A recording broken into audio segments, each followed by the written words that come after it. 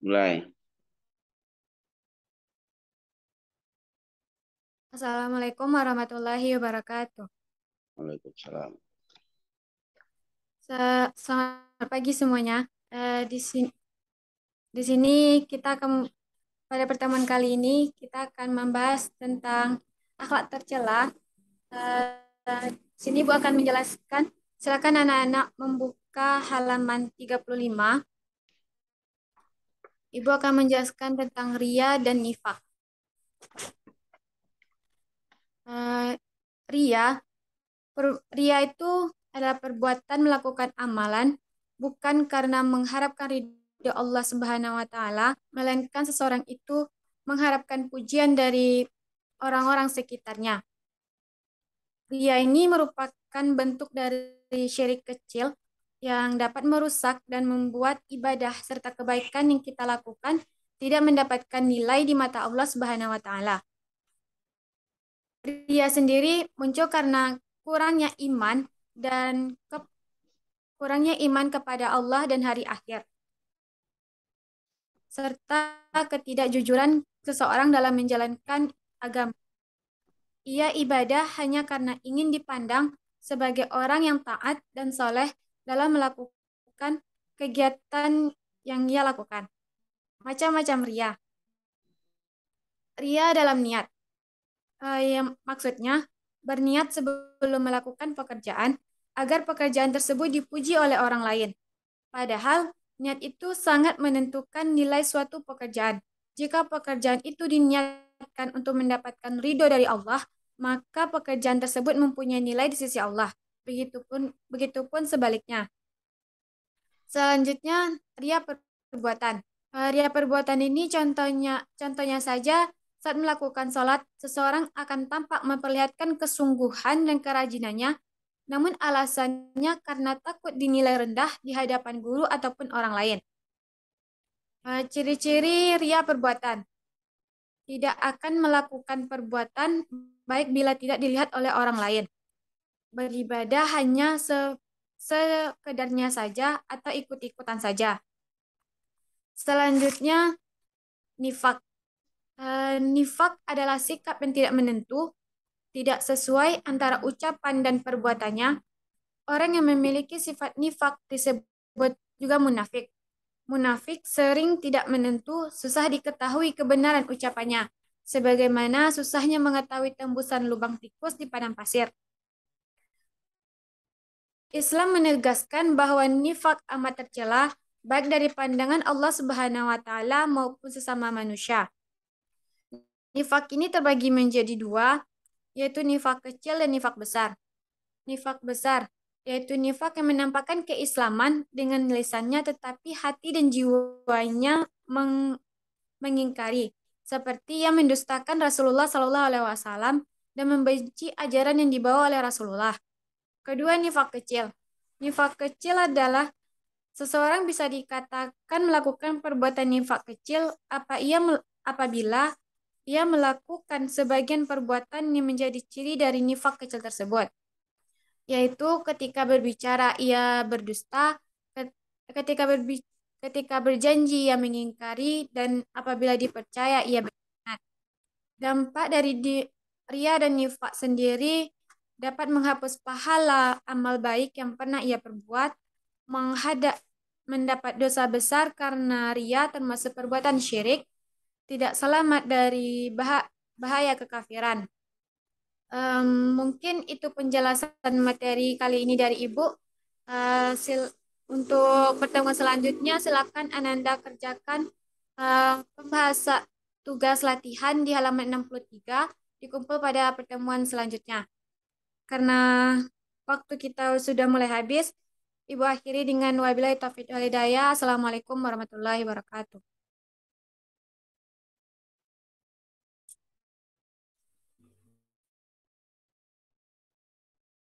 Pak, Waalaikumsalam warahmatullahi wabarakatuh. Kelas berapa itu, Vini? kelas apa Pak? Kelas 1 MA Kelas 1 MA ya. 10. 10 ya. Di RPP-nya berapa menit ditulis? Eh, nggak ada ditulis. Nggak ada ditulis.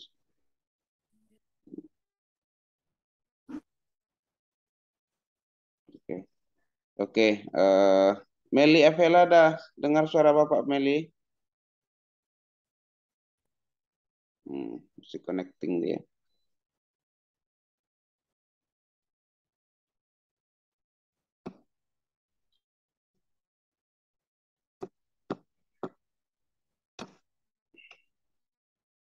Pak, gimana rasanya ngajar tanpa murid ini? Ini Lain, Pak. apa lainnya? Nggak ada yang menjawab pertanyaan. Hmm. Biasanya kalau model-model mengajar seperti itu, kita concernnya ke penyampaian materi saja sebetulnya. Jadi ya kayak orator, kayak pidato, atau kayak orang berkhutbah kan fokusnya ke penyampaian materi saja. Jadi ya nggak ada interaksi, kita lebih fokus ke strategi gimana pesan itu mudah diterima oleh orang lain. Meli, Meli Avela, mic-nya masih mati itu, Meli. Keluar lagi dia.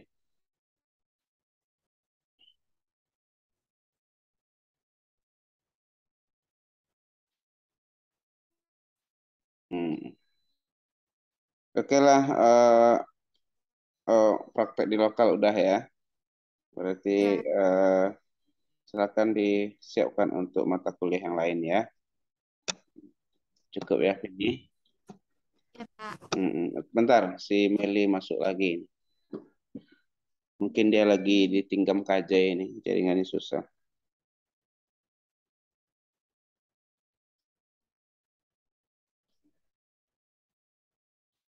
Kita tunggu Meli Avela.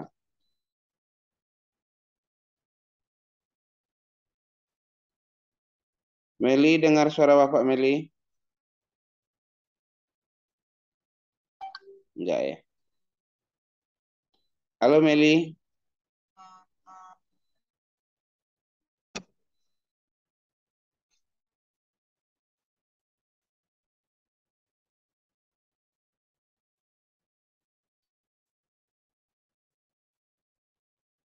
Halo Meli.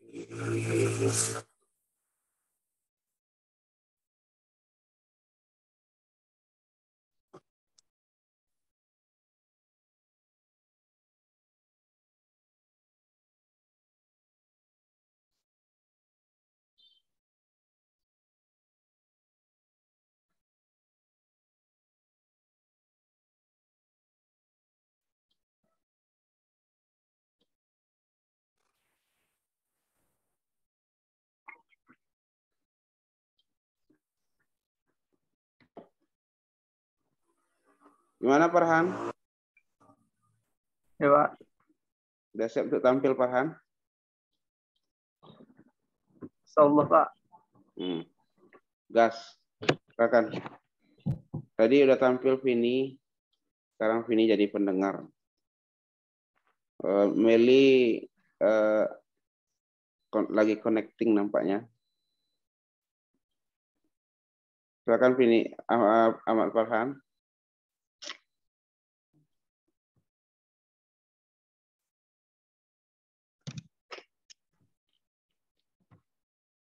Mulai lagi, Pak. Yes, start.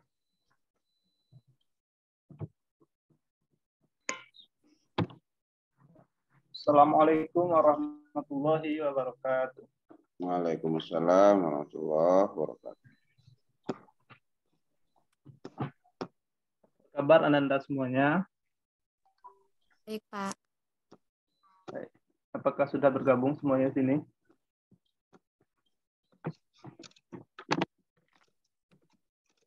Pak. Sebelum kita mulai belajar pada pagi hari ini, ada baiknya kita berdoa dulu. Untuk itu, sebelum mulai pelajaran, marilah kita berdoa. Berdoa mulai.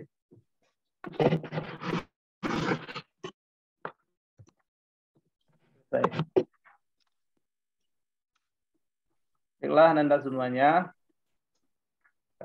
Sebelum kita masuk pada materi kita pada hari ini, Bapak ingin mengulang sedikit mengenai materi kita minggu lalu.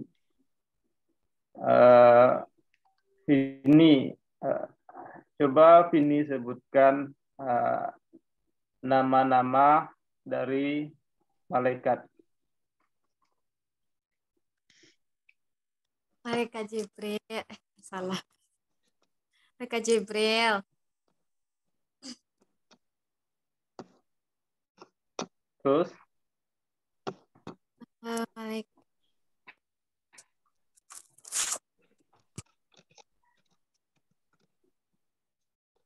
Terus? Siapa lagi sini?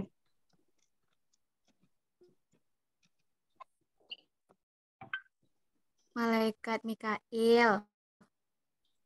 Malaikat Israfil. Malaikat Israfil. Malaikat Munkar, Malaikat Nakir,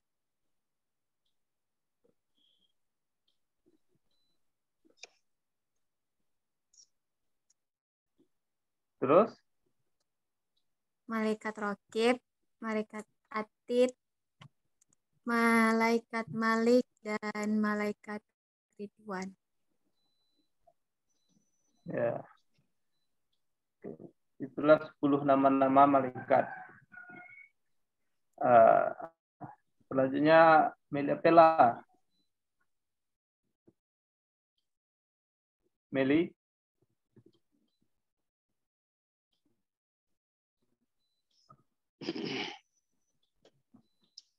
Meli susah jaringannya itu. Oke, Vini. Coba Vini sebutkan apa hikmah dari beriman kepada malaikat-malaikat Allah.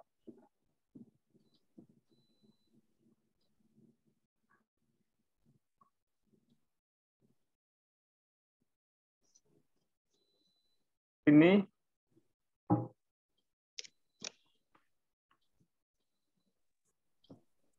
Hikmah beriman kepada malaikat, Pak. Iya. Memperkuat keimanan kita kepada Allah Subhanahu wa taala. Iya. Terus? Itu aja, Pak. Ya. Salah satu hikmah dari mengimani akan adanya malaikat Allah yaitu kita akan senantiasa hati-hati dalam melakukan sesuatu karena kita yakin ada malaikat yang mengawasi setiap tingkah laku kita ya. Ya, itulah sedikit mengenai materi kita minggu lalu tentang iman kepada malaikat. Nampaknya Ananda sudah paham ya. Kita lanjut materi kita pada hari ini itu mengenai materi minggu kedua pembelajaran fikih pada kelas MTS kelas 7 ya. Satu itu mengenai alat-alat bersuci. Baik, Ananda semuanya bisa dibuka buku buku LKS-nya pada bab 2 itu mengenai alat-alat bersuci. Sudah nampak semuanya? Pak. Nah, ya. Baik, Bapak akan sedikit menjelaskan mengenai alat-alat bersuci. Di sini terdapat 3 macam alat-alat bersuci. Yang pertama yaitu air suci yang menyucikan. Maksud Bapak yang pertama itu ada air. Yang kedua ada debu. Yang ketiga ada benda-benda yang dapat menyerap kotoran. Bapak akan menjelaskan yang pertama itu air. Air ini ada dibagi dengan 4 bagian. Yang pertama itu ada air yang suci dan menyucikan dan boleh digunakan. Apa itu air yang suci dan menyucikan? Disebut juga air mutlak yang belum tercampur dengan benda atau zat apapun. Jadi contohnya ini ada air hujan, air sumur, dan air sungai. Jadi ini adalah air yang belum tercampur dengan zat atau benda apapun. Yang kedua, air suci yang menyucikan dan makruh untuk digunakan. Ada yang tahu apa itu makruh? Sebab ini, apa itu makruh?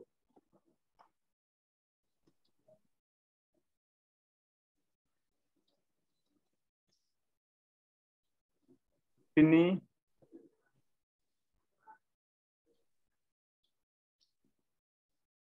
Mic-nya Vini masih mati. makruh itu boleh digunakan ya, tapi lebih baik tidak. Gitu.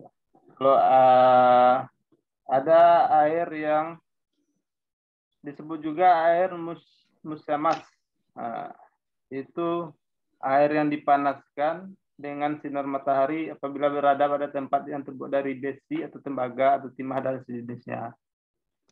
Yang ketiga itu ada air suci tapi tidak menyucikan. Itu yang pertama air mustamal atau air yang jatuh dari anggota tubuh orang yang sedang bersuci. Ini ya contohnya seperti mungkin saudari Meli atau Ananda Adinda Meli sedang beruduk di keran dan airnya itu ada ditampung di ember di bawah. Nah, jadi setelah Adinda Meli ini beruduk, airnya jatuh ke ember. Jadi Vini mau beruduk juga menggunakan air dalam ember. Jadi itu disebut air mustamal atau bekas beruduk. Nah, itu tidak bisa untuk mensucikan. Yang kedua, air yang berubah wujud dan warna aslinya. Yaitu air yang bercampur dengan benda lain. Seperti air teh, air kopi, air susu, dan lain-lainnya. Itu tidak dapat mensucikan. Yang keempat itu ada air najis. Air najis itu dibagi dua juga. Ada air yang najisnya sedikit. Jika banyak airnya tidak sampai 2 kulah atau 2 galon. Jika kemasukan najis, maka hukumnya menjadi najis. Yang kedua, air yang banyak. Jika airnya banyak, lebih dari 2 kulah, kemasukan najis, hukumnya suci apabila airnya itu tidak berubah warna, bentuk, rasa, dan baunya. Ya. Itu tidak jadi air yang najis. Nah, ada paham ini Ananda semua? Paham, Pak. Kita akan belajar lewat Zoom pada kesempatan kali ini. Bapak harap Ananda dapat memperhatikan ya. Jangan ada yang menyambil-nyambil nanti ya. Nanti Zoom sambil makan, sambil menyapu, jangan ya. Tolong ketertibannya ya. Yang kedua itu debu. Debu itu dapat dijadikan alat bersuci apabila kita tidak dapat lagi menemukan air di sekitar kita ya. Kalau ada air di sekitar kita, kita mau bersuci, gunakanlah air. Oh, tunggu sebentar ya, laptop Pak Lompet. Sebentar ya.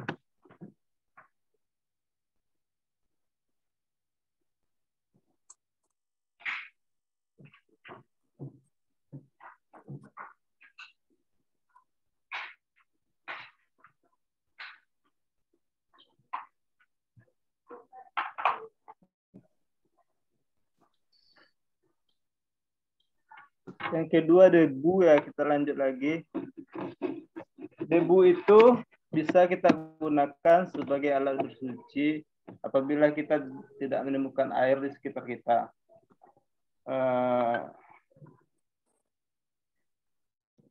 Kalau tidak terdapat air, kita terdapat bersuci dengan debu dalam artian bersuci dari hadas kecil ya, bukan bersuci dari hadas besar.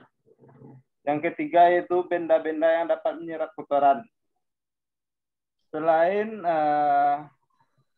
air dan debu, kita juga bisa bersuci menggunakan benda seperti batu, tisu, kayu, dan sebagainya ya. Dalam hal ini, benda-benda tersebut dapat digunakan untuk menghilangkan najis ya. Itulah dari jenis alat-alat bersuci.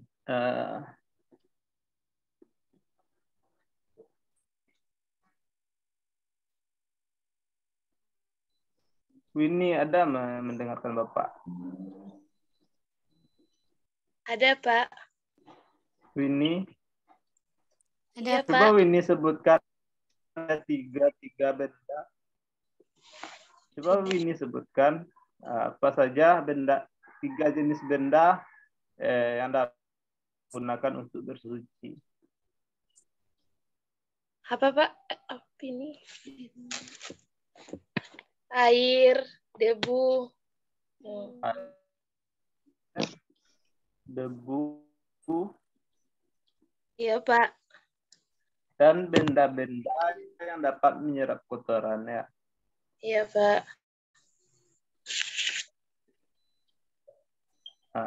Ini coba sebutkan lagi apa itu.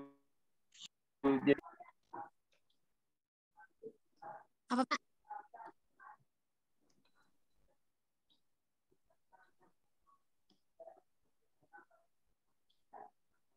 Yang pertama itu ada air mutlak ya, yaitu air yang suci, yang boleh air yang menyucikan dan boleh digunakan. Air mutlak itu belum tercampur oleh zat apapun seperti air sungai, air sumur. Ada air yang suci tapi makruh digunakan, itu air yang terkena sinar matahari dan terletak di wadah yang terbuat dari besi atau tembaga. Yang ketiga yaitu air yang tidak menyucikan. Itu ada 2, air mustamal, yaitu air yang jatuh dari anggota tubuh orang yang bersuci. Yang kedua yaitu air yang berubah wujud aslinya, berubah dari warnanya, aromanya.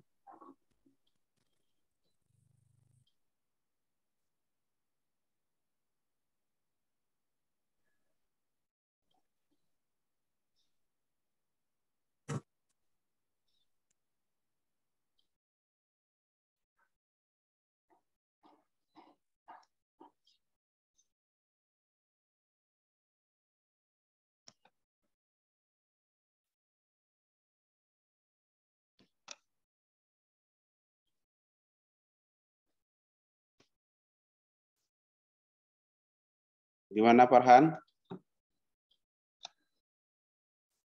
Hilang Farhan.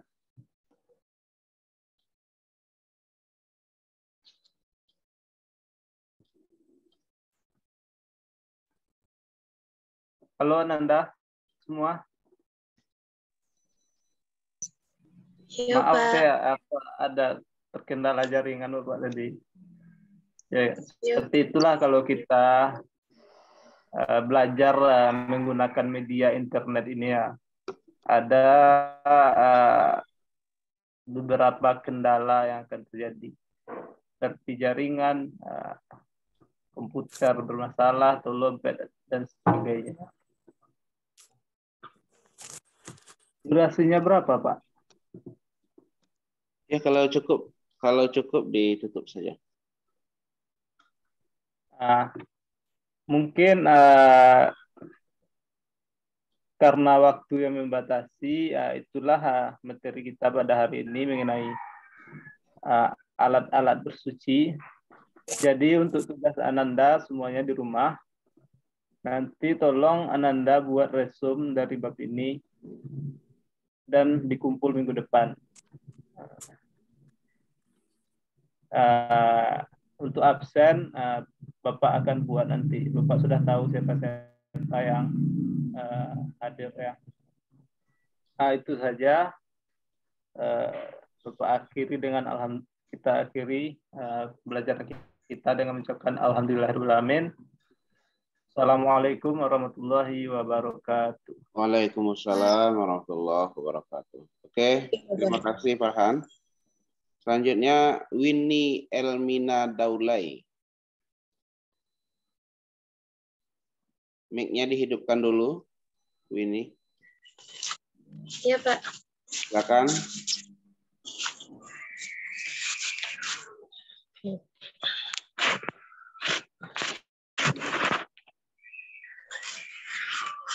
Assalamualaikum warahmatullahi wabarakatuh.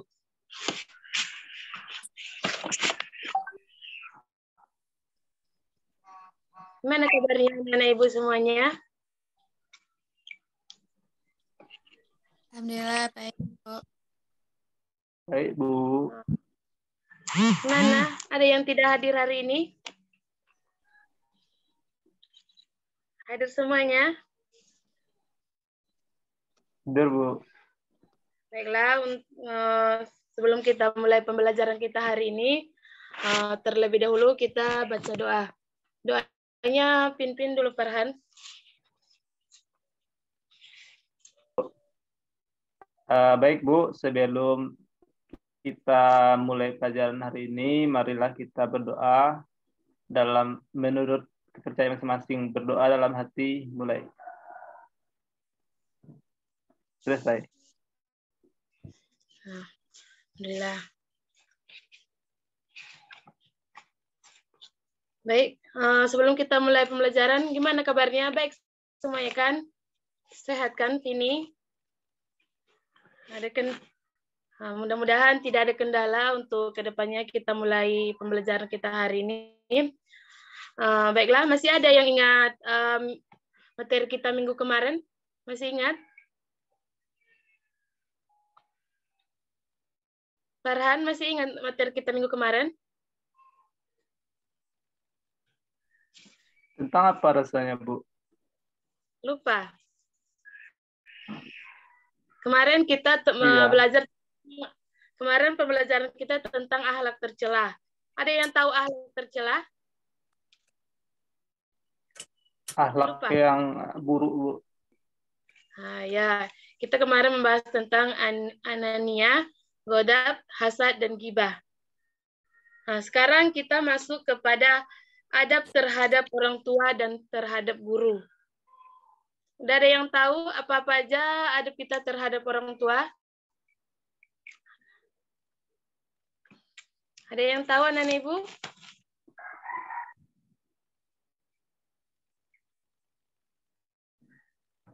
Apa saja adab kita terhadap orang tua? Yang pertama yaitu mencintai dan sayang kepada keduanya. Nah, kita sebagai anak, kita harus mencintai dan sayang kepada kedua orang tua kita. Yang selanjutnya yaitu menaati keduanya. Nah, maksudnya di sini kita harus menaati apa perintah orang tua kita. Jangan sekali-kali kita membantah apa yang diperintahkan oleh kedua orang tua kita kepada kita. Yang selanjutnya itu menanggung dan menafkahi orang tua. Ada yang tahu di sini maksudnya menanggung?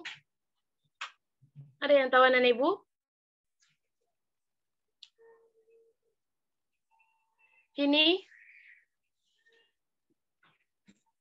Tahu? Maksudnya di sini menanggung kalau kita seandainya udah kerja, kita udah ada penghasilan, kita sebaiknya memberikan sedikit apa yang kita dapat kepada kedua orang tua kita. Apalagi kalau orang tua kita udah tua. Yang selanjutnya itu menjaga perasaan keduanya. Jangan membuat, karena ridho kita terhadap ridho Allah terdapat pada ridho orang tua. Maksudnya di sini kita harus menjaga perasaan kedua orang tua kita. Jangan sekali-kali kita menyakiti atau membuat sakit hati kedua orang tua kita.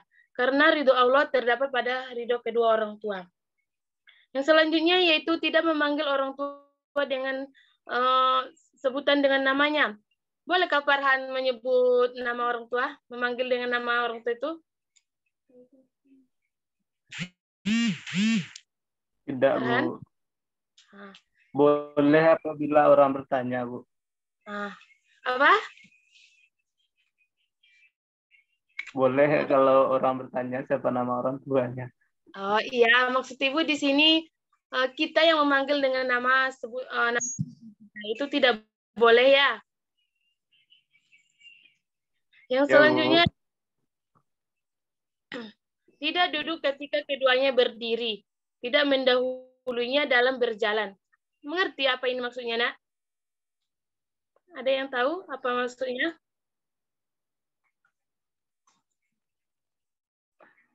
Maksudnya di sini yaitu ketika orang tua kita masih berdiri, jangan kita terlebih dahulu duduk.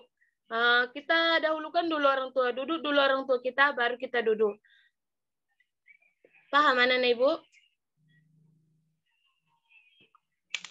Yang selanjutnya yaitu mendoakan keduanya. Mendoakan keduanya ketika masih hidup ataupun sudah wafat. Caci maki keduanya, dan selanjutnya tidak mengeraskan suara melebihi mereka. Farhan pernah orang tua ngomong tapi suara kita lebih kuat, itu tidak boleh ya. Yang selanjutnya yaitu tidak menjawab panggilan mereka dengan baik. Pernah Farhan kalau dipanggil sama orang tua suaranya lebih kuat gitu? Itu tidak boleh ya? Ya, Bu. Yang selanjutnya yaitu bersikap rendah hati, lemah lembut kepada keduanya. Tidak mengungkit kebaikanmu terhadap keduanya. Jangan sekali-kali kita mengungkit kebaikan kita terhadap orang tua. Contohnya yaitu ketika kita memberikan sesuatu kepada orang tua, itu aja yang kita ungkit. Itu tidak boleh ya. Yang selanjutnya yaitu jangan memandang keduanya dengan pandangan sinis. Maksudnya di sini jangan kita memandang orang tua kita dengan pandangan yang tajam gitu. Itu tidak boleh. Di sini ada dalam Quran yang mana ada yang tahu dalil tentang apa? Tentang orang tua ini? Farhan tahu? Di sini yaitu fala taqul lahuma ufin. Maka jangan sekali-kali kau mengatakan kepada keduanya perkataan di sini udah dikatakan mengatakan saja sudah tidak boleh, apalagi lebih dari itu. Itu dilarang oleh Allah Subhanahu wa taala dan itu termasuk durhaka kepada kedua orang tua. Jadi ada yang tahu apa lagi adab terhadap orang tua, Farhan? Coba sebutkan lagi. Coba sebutkan lagi.